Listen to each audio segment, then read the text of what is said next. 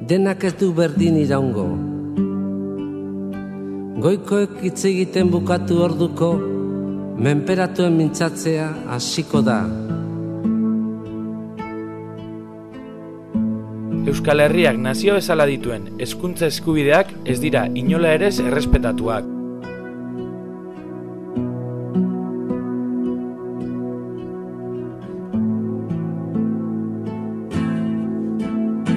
Unibertsitatea ez da salbuespena.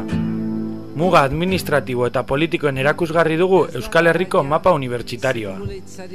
Unibertsitate publikoen artean, UPV, UBNA eta Poko unibertsitatea ditugu.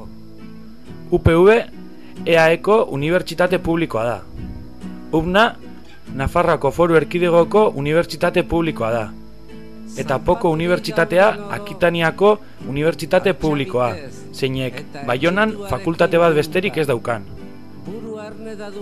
Unibertsitate pribatuen artean, Mondragon Unibertsitatea eta Deustuko Unibertsitatea aipa genitzake. Deustuko Unibertsitatea jesuitek Bilbon daukaten unibertsitate pribatua da. Eta Mondragon Unibertsitatea Mondragon Kooperatibaren unibertsitatea. Unibertsitate hauek guztiek ez dituzte ikasleok ditugun hezkuntza eskubideak errespetatzen. Euskaraz ikasteko ezintasuna eta indar polizialen presentzia itogarria izanik urraketa aipagarrienak. La próxima vez que me grabes te la comes, hijo de puta.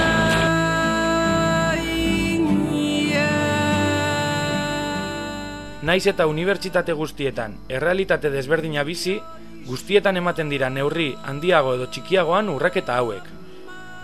Honi guztiari, Bologna prozesuaren inposaketa gehitu eskero, errealitatearen argazki beltza atera beharrean gaude.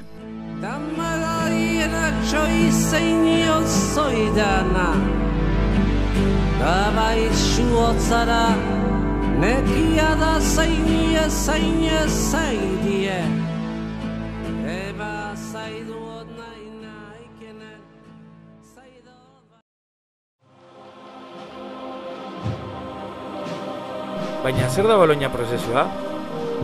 Bologna prozesua interesoi makroekonomikoei lotutako prozesua da. Berau, sistema kapitalistak goi-mailako hezkuntzan dituen behar berriak asetzera datu. 3 hitzetan: privatizazioa, elitizazioa eta homogenizazioa. Unibertsitateak enpresa pribatuen menpe utziz, privatizazio prozesu batean murgiltzera behartzen ditu Bolognak berauek.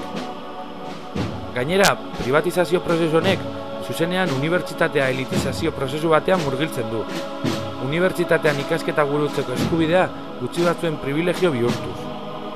Eta noski, Euskal Herria eta bere behar ekonomiko, sozial eta kulturaletara moldatuko diren unibertsitateak beharrean, McDonald'sen kultura kontsumista eta globalizatzailearen mesedetara lan egingo duten unibertsitateak sortzera dator Bologna prozesua.